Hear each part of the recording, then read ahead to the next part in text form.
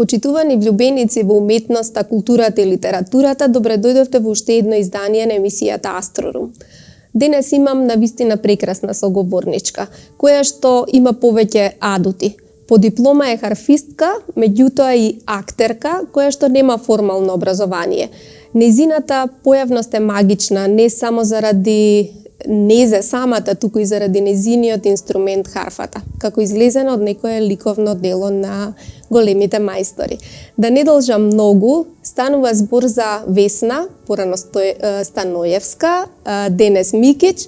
Таа е позната од големиот филм на Милчо Манчевски Сенки, но од концертниот подиум е позната како солистка, дел од камерни состави, но и од големиот оркестар на Македонската опера и балет. Добре дојдовте, Весна, во Астрорум.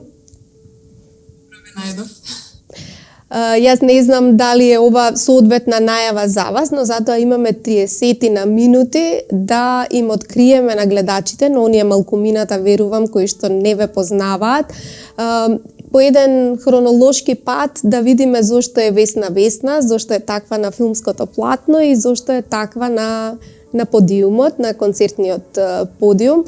И речиси сите мои соговорници, прво ги прашувам од каде афинитетите кон уметност и дали се сеќавате кој беше клучниот момент од детството, од младоста, кога знаевте што ќе бидете во животот.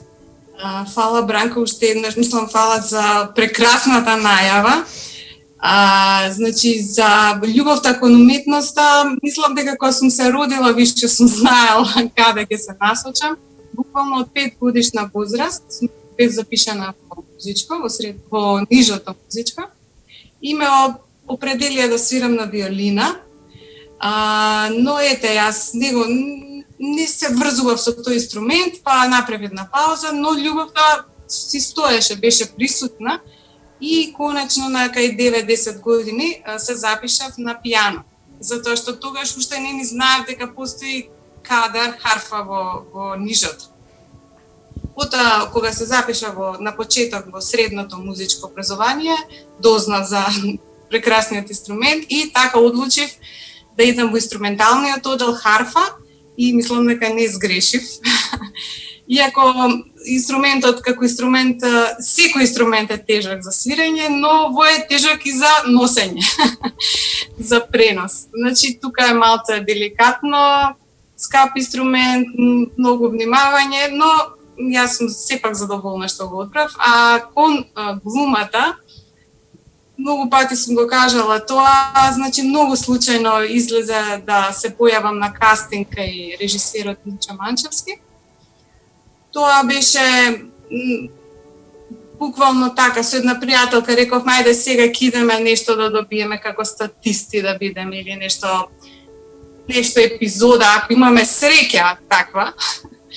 Така да ние отидовме на сликање, за жал мојата пријателка не отиде понатака, а ја поминав 4 етапи аудиции со разни глумци, професионални, непрофесионални, аматери. Буквално мојата опуштеност околу таа професија, затоа што не целев високо, значи толку бев опуштена, викав и нешто малку да добијам, ќе бидам пресрекна. Можеби и затоа ја добив и главната улога, затоа што стварно не очекував дека ќе играм. Мене никој не ми кажуваше, тоа се беше тајна се до последниот момент. И супер искуство, и тоа искуство е во новиот филм ми донесе, мислам, многу бев релаксирана, си ја знам работата. После Сенки имав уште еден проект, таму имам епизодна улога во Медена ноќ на Иво Трајков. Таму имам кратка со Никола Ристановски, една кратка сцена, и тоа исто беше супер искуство, така да мислам дека си ја сакам и оваа професија. Верувам дека во интервјуто ќе видиме дека вашиот живот генерално е како од филм, но сега да не останам покуса да ми кажете малку за, рековте се решивте за еден инструмент кој што е и скап, кој што имено и заради филмот си го добивте, го заработивте практично, знаеме што значи да се свири харфа. Дали очекувањата дека ќе имате шанса да се покажете како харфистка беа уште од тогаш големи, бидејќи можностите да се настапи со соло харфа, зашто и изборот на литература е таков каков што е, поврзане со некои периоди од музичката историја, не баш секаде, добро да, во операта е застапена и вие сте на вистинското место како дел од оркестарот.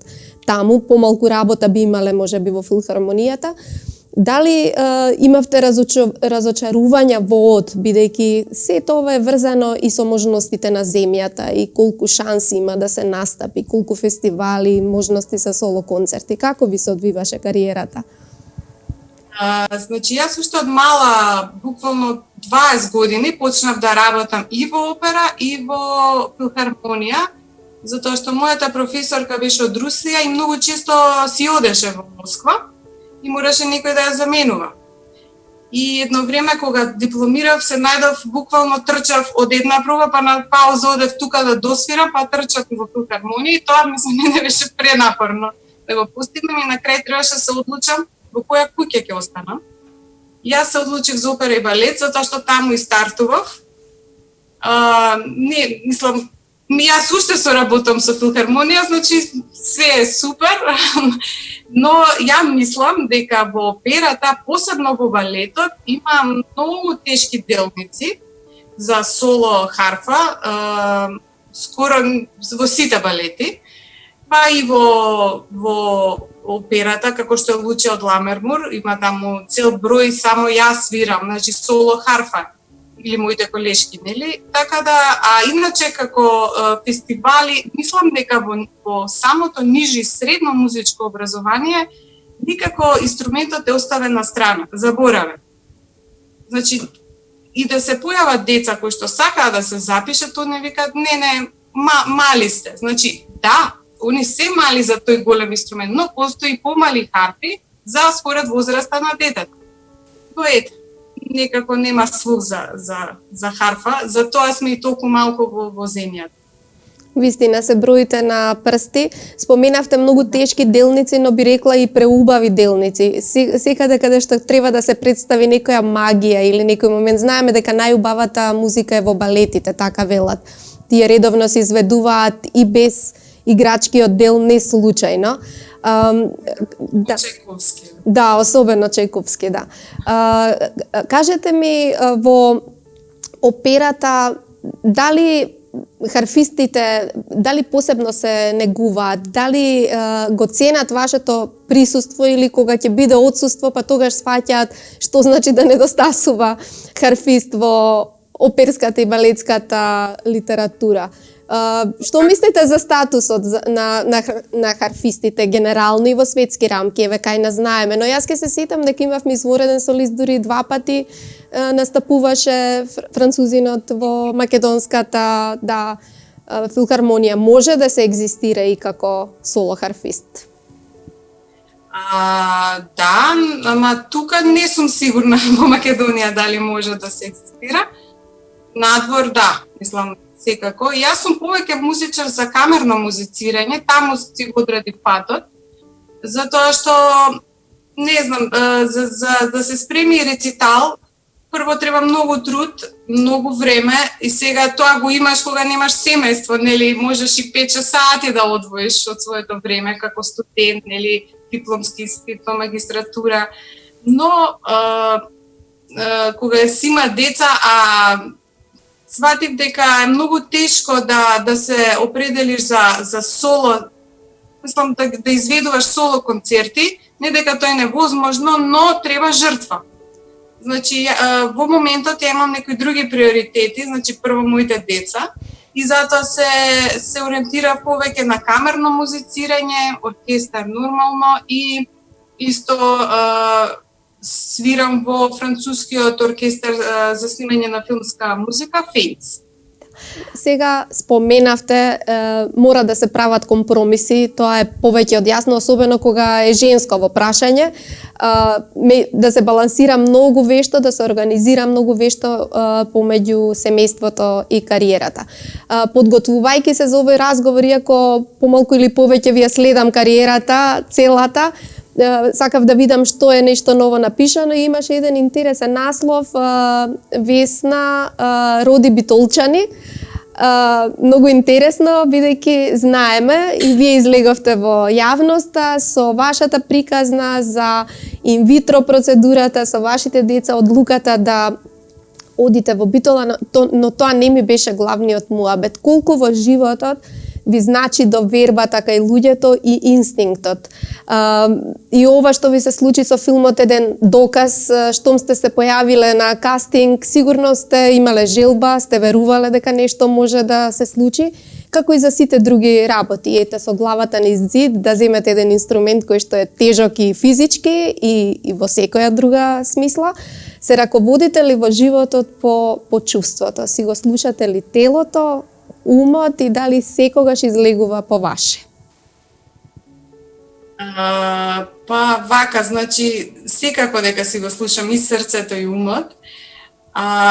Човек сум, знам и да погрешам, значи не сум секогаш во право, секогаш да погодам точно кај целам.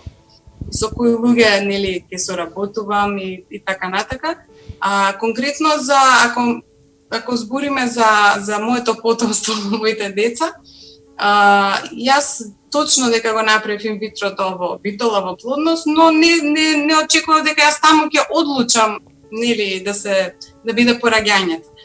До самиот 9 месец, каде што се уплашив, не дека во Скопје и прекрасни доктори има гинеколози, но едноставно тогаш сватив дека јас само на еден човек верувам. И дека не би го менувала, па и Битола, и Штип, и било кој град да е на светот, мислам, јас таму ќе одам. И буквално, мислам, немаше човек што не ме предомислуваше, но ете, ја малце тврд орев, која ќе решено е. И буквално запаливме колата, си отидов во Битола и родив битолчани, точно. И горда сум на тоа. Денес децата ви се во градинка, пораснати се 1 година пред да започнат училиште и доаѓаме во овој дел од приказната кога за нив или за вашето семејство во овој ковид период беше снимен и филм. Тамара Котевска и Љубо Стефанов влегоа во вашата куќа и снимија филм. Во очекување сме да го видиме, тоа парче од филмот ќе биде дел од еден серијал на Netflix, но има доволно материјал да има и цел еден документарен филм. Како решивте да дозволите во овие, да речеме, предизвикувачки времења, кога сите се бориме со стравовите, со менталните дилеми, дали сме, кога е под еден кров многу тешко да функционира едно семејство и кога се проверуваат сите вредности и кога испливуваат на површина и сите проблеми и уште да дозволите камерата тоа да го регистрира. Кажете ни малку за тоа искуство. Многу интересно искуство. Значи вака, прво, тоа се снимаше крај на јуни, почеток на јули, кога веќе беше лето. Ние решивме заради ситуацијата да идеме со мала екипа. Тоа значи бевме 6-7 луѓе се вкупно. Бевме 5 глумци. Тамара Котевска и Љубо Стефанов снима, Тамара и режираше. Значи немавме камермани. Тонец, Горан и еден дечко што нели тука помагаше за било што ќе ни затреба. Сега, моите деца не идат во градинка, мислам идеа цело време, но ние решивме да ги чуваме ние двајцата сами дома. затоа што, се плашиме, ние сме тие што се плашиме. И сметаме дека најбезбедно да бидат дома. Затоа што, нели, другите се возрастни луѓе, секогаш држевме дистанца, иако тој период немаше толку заболени, како што е сега. И они беа со маски, значи ние што глумевме не бевме со маски, така да јас се осеќав комфортно во тој поглед. Случајна е нашата средба со Тамара. Прво ќе кажам дека ние се запознавме по телефон. Пред ние да знаеме за филмот Медена земја, затоа што она имаше еден краток филм, снимаше студентски, каде што јас со композиторот Дејан Спасич се договоривме да свирам за филмот нејзи, не знаејќи јас за која особа се работи. И она ми се јави и ми рече: Ептен, супер, фала ти, да се видиме на кафе. Но потоа почна, нели, со Медена земја. Јас цело време не знаев дека таа е таа особа што беше на Оскар. Така да се случува Златна бубамара на популарноста, судбина. Јас решавам после 7 години да отидам на Златна бубамара. Она седнува точно пред мене. И вика да се видиме после. И ја викам добро, ама ја не можам да сватам дека е таа Тамара, може има друга Тамара, режисерка. И она ми кажува, вика, Весна, да си размениме контакти, да се видиме и после 2-3 дена, на нас на кафе, седнавме и си ги отворивме картите, кои сме, што сме. И јас тогаш сватив дека Тамара Котовска е Тамара од краткиот филм. Неверојатно. Да. И така она ми кажа, вика, имам некоја понуда од Америка, би сакала многу да бидеш ти, уште не сум, нели, уште она немаше приказна напишано, значи сценарио, она го напише сценариот. Сега, пошто она не ме знаеше мене доволно, она доаѓаше кај нас постојано во двор, нели, стана дел од нашето семејство, буквално секој ден, па и по 2 пати, па едно време рековме дај преспи, пошто бевме семејство. Она реши, нели, да снимиме краток филм. Сега не знам, тоа е, приказната е многу интересна, но ликот што е напишан за мене не е точно како што сум јас приватно. Што сакам да кажам, значи ликот мој, нели, мајка на 2 близначиња, која се спрема после многу долго време да одржи концерт, каде што кани нејзини пријатели, колеги да присуствуваат, значи тоа е нејзиниот сон и се случува пандемија. Она е толку многу, значи многу амбициозна, што она не ја сваќа проблематиката на пандемија. И буквално удира со глава во зид, она паѓа во една депресија и не ја интересира ништо околу неа, а по околностите во кои што они се наоѓаат, ке видите, нели, она нема никакви услови, реално. Значи, она е толку неразумна особа, што од разлика од мене приватно, јас знам што е во моментот приоритет и што може да почека за понатака. Значи, секогаш има и подобри времиња. Значи, не мора сега, одма, и мојот лик е многу нетолерантен, од разлика од мене, приватно. И ќе видите, значи, да не откривам целата приказна, што она се прави за да реализира тоа што го замислил. Значи, не се радува на моментот добро, се случува тешка болест, јас сум со своите деца, треба да се грижам за нив, треба да сум смирена во овие моменти, дека ова ќе помине, дека мојот сон понатака ќе се оствари. Не, значи тоа ќе видите каде оди мојот лик. Едва и чекаме да ве видиме каде одите вие со ликот, но како тоа го поднесоа вашите деца? Мене многу ми е интересно, вие сте возрастни, може да менаџирате меѓу тоа што се бара по сценариото, а какви сте приватно, но дали вашите деца се исплашија кога ја видоа својата мајка поинаква на снимањето? Ние искрено многу бевме исплашени како они ќе глумат.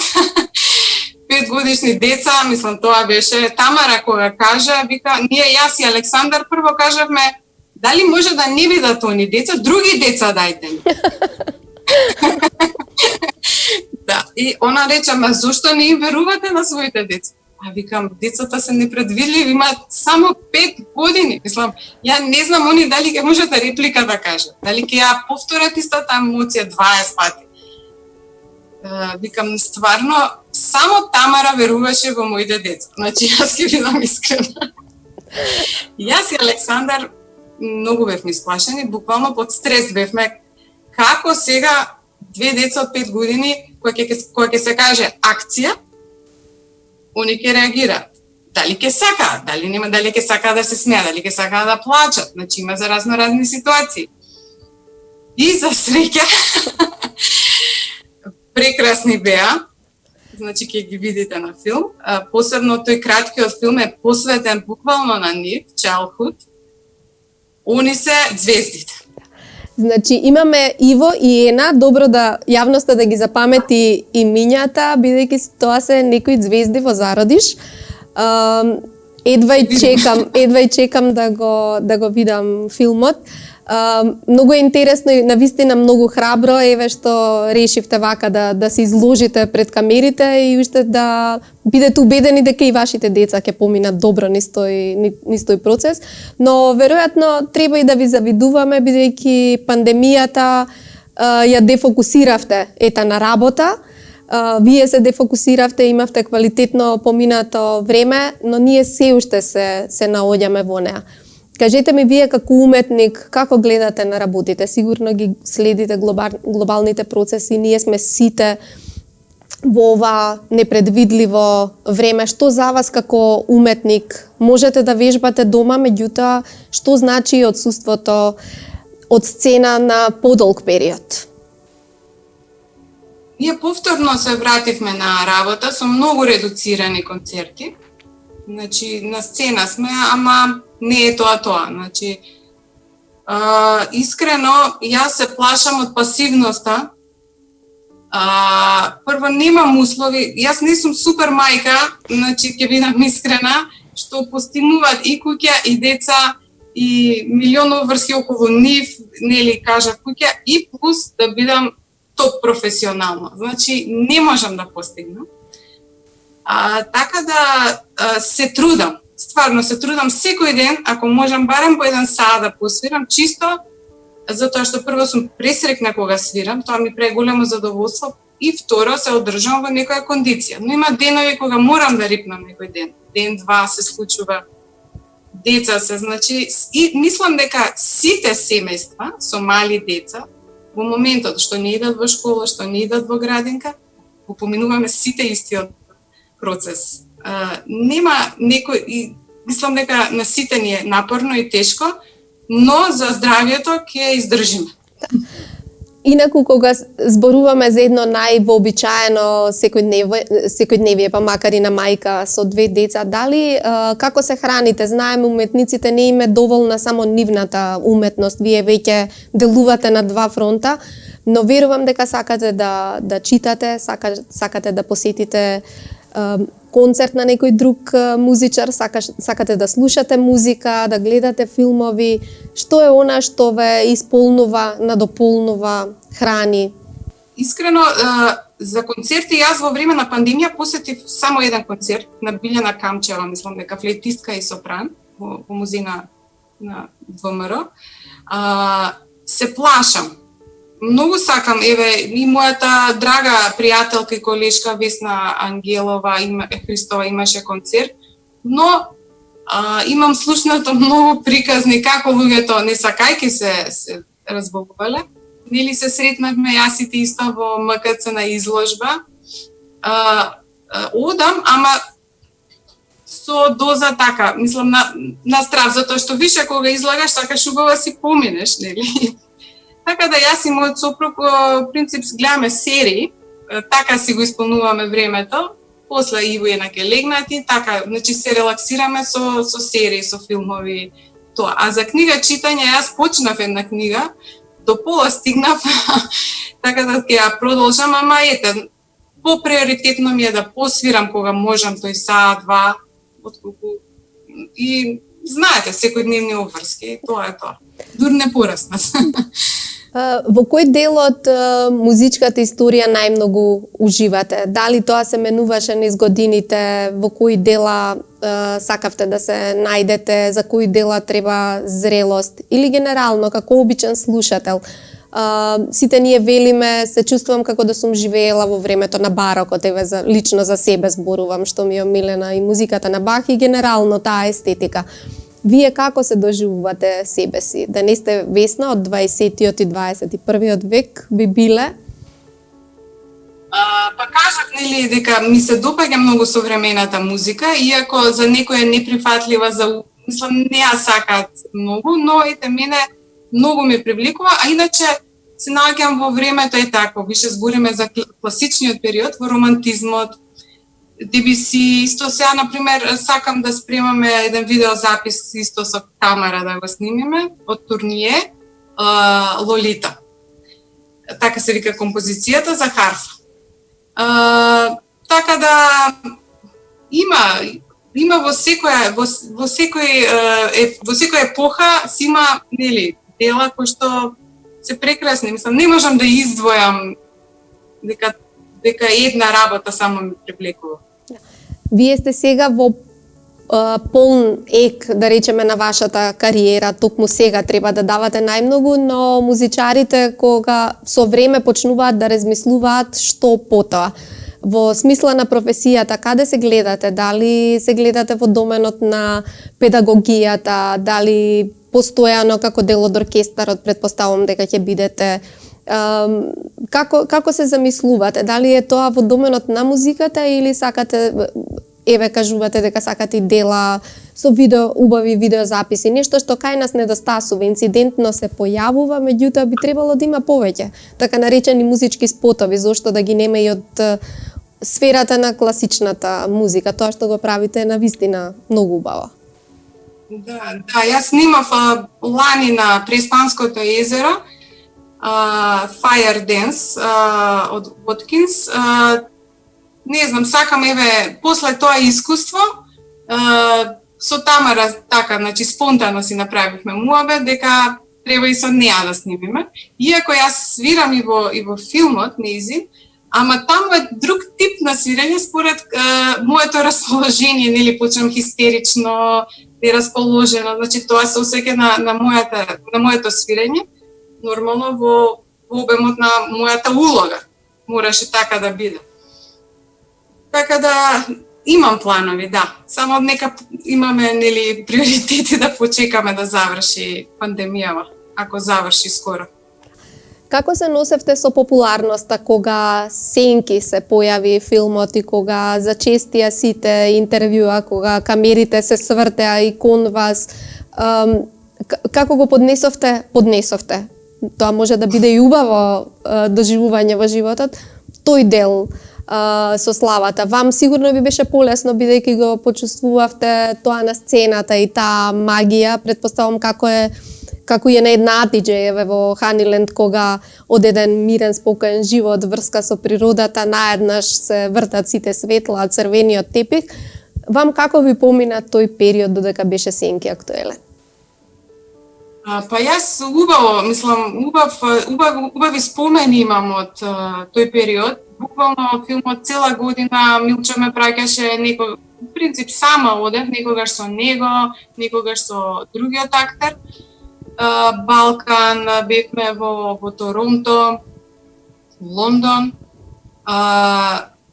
Морам да признам дека јас сум по-мирна особа и не секој може тој притисок да го издржи на голема публика кога треба да зборувате во живо, посебно на англиски, значи не е твојот мајчин јазик. Нема да лажам, значи сум била во многу стресни ситуации. Значи мојот карактер не е скроен јавно премногу да се истакнувам, да зборам. Така да сепак е големо искуство и благодарна сум на тоа што ми се случи, мислам, среќна сум. И како е конечно да се дели животот, па еве и да се дели и уметноста со Александар Микич, наш истакнат актер, популарен не само на театарските штици, туку и ќе ја споменам и серијата Марковски, која што јас ја изгледав од почеток до крај, лик кој што може да се трансформира, знае и да засмее, знае и да загрижи, и како е да се дели животот со човек кој што мора емоциите да си ги канализира и кога подготвува улога, и кога е поопуштен, и кога притоа си има и уште еден уметник кој што треба да се толерира дома. Како тоа изгледа? Веројатно многу комплексно. Не би рекла, он е многу спокоен човек, многу е мирен, смирен. Дури јас сама се изненадувам од него, мислам, кога го гледам на сцена, боже, викам што излага од него, од кај е таа енергија. Сосема различно од сцена во театар и на филм, до дома, во домашни услови. Он е прекрасен татко, значи, јас порано викав, моите деца имаат 2 мајки. Затоа што буквално и во една беа вештачки хранети, пошто близнаци малце беше потешко, и он барабар со мене. Значи све исто правевме, немаше татко, мајка, нешто така. Така да, он исто така е многу посветен, има друга, мислам, голема љубов кон друштвените игри. Сега направи негова друштвена игра Monsters on Board, сега прави друга игра, така да, он е стварно, мислам, човек кој што мора, не знам, да се запознае. Вака да не го фала многу.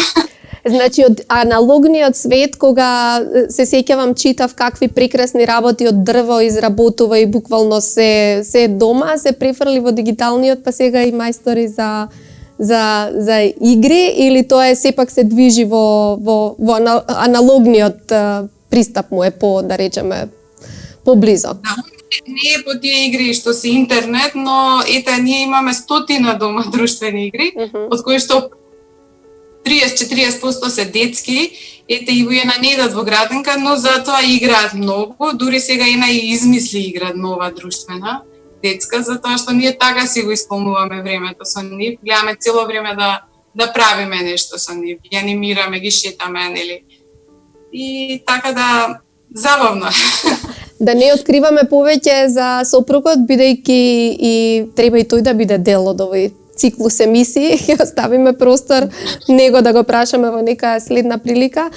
Весна, јас да ве прашам, значи да не изумем прво, пред да го привршуваме разговорот, ова има 3 вакви книги, одлични, во издание на Арс Ламина, Кралот Светкошорц.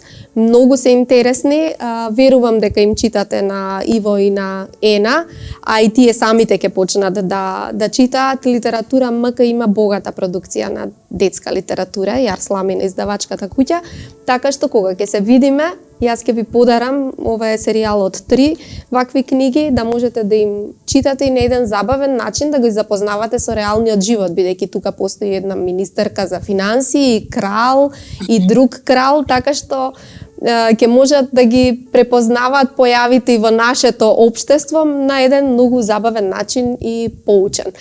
Да ве прашам, што ви е следно, освен да го очекуваме филмот што го снимија Љубо и Тамара, за вас, дали нешто имате известно, некој концерт, или ќе се движи, условите ќе диктираат, ако сакате нешто да ни најавите? Па да, еве, мине пред неколку дена ми се јави диригентот Сашо Татарчевски.